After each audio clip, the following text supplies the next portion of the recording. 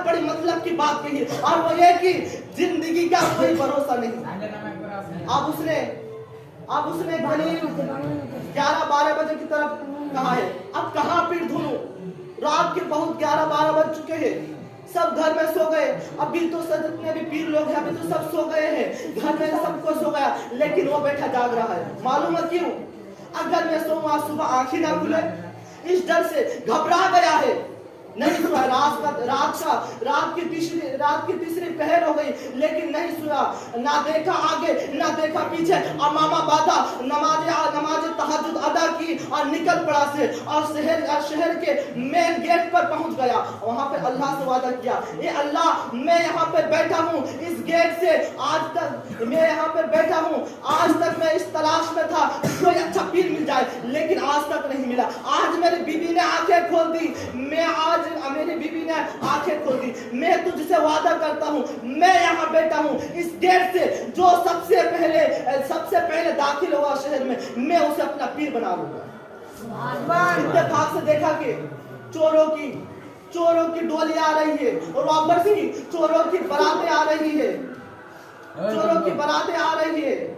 तो उसने देखा जो चोरों का सरदार था वो सबसे पहले है। जैसे ही शहर के दरवाजे को एंटर किया, क्रॉस किया, उस मुरीद को अपना वादा याद आ गया। वो ना देखा आगे ना देखा पीछे, उसने देखा कि सामने एक आदमी गेट पर क्रॉस हुआ, गेट पर एंटर हुआ, उसने गेट पर ढुका तो उसने ना देखा था, उसने देखा कि एक डाकू मुंह पे काला कपड़ा बांधा हुआ है, वो गेट में ढुक गया है। तो उसने ना देखा था, उसे पांव पकड़ लिया, बोला पीर साहब। वो पीर साहब पकड़ लिया। वो मुरीद ने कहा, वो डाकू ने कहा, अरे भाई क्या कर रहे हो तुम क्या कर रहे हो? तुम नशा तो नहीं करते हो ना क्या? कोई नशादार इस तरह कहता है, तुम दिन में आकर नशा करते हो, रात को कैसे करते हो? तुम अपने रात को मुझे पीर कहते हो, मुझे पीर दिख रहा है। बोला कि हाँ तू ही मेरा पीर है। मुझे ऐसे जबरदस्ती मैं तेरा पीर हूँ? बोला कि हाँ, मैंने अल्लाह से वादा किया था कि इस गेट से जो सबसे पहले आएगा, जो सबसे पहले इस गेट में ढुकेगा, मैं उसे अपना पीर बना लूंगा। तू आया तो मैं समझ गया, तू आया नहीं है, तुझे तो मेरे मौला ने भेजा है। तुझे तो मेरे मौला ने भेजा है।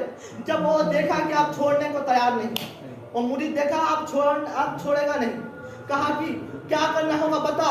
बोला कि हजरत कुछ नहीं, आप मुझे मुरीद कर लीजिए, मैं छोड़ दूंगा। बोला कि कैसे मुरीद करूं, मैं खुद किसी का मुरीद नहीं, तेरा पीर कैसे? कहा कि तुम जो भी हो, मैंने तो तुझको मेरा अपना सनम मान लिया है, तुम जो भी हो।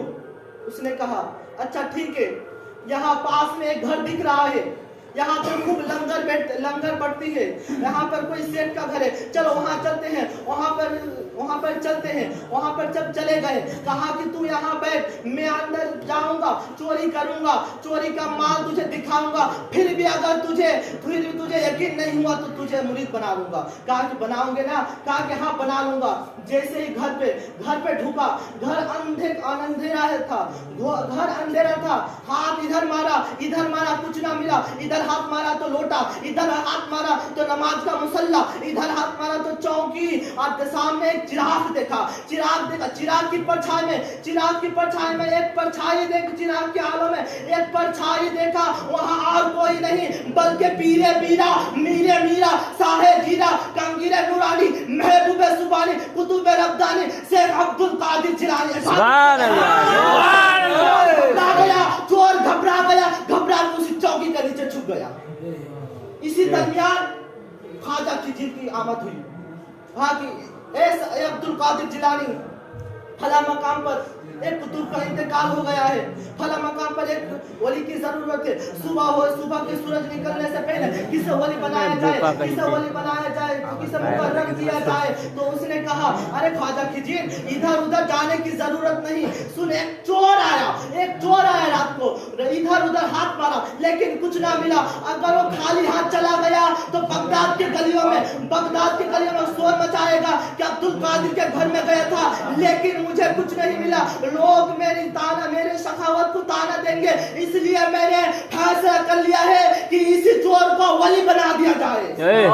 معزز سامعین اکرام، اسی چور کو ولی بنا دیا جائے۔ جب منہ سے ولادت کی صحبت نکل گئی تھی، اس چور کی مقدر بدل چکی تھی، اب اس کو چور کی مقدر بدل چکی تھی، اس کی قسمت بدل چکی تھی، اب وہ چور نہ رہا بلکہ حضرت الفی رضی اللہ تعالیٰ عنہ بن گیا۔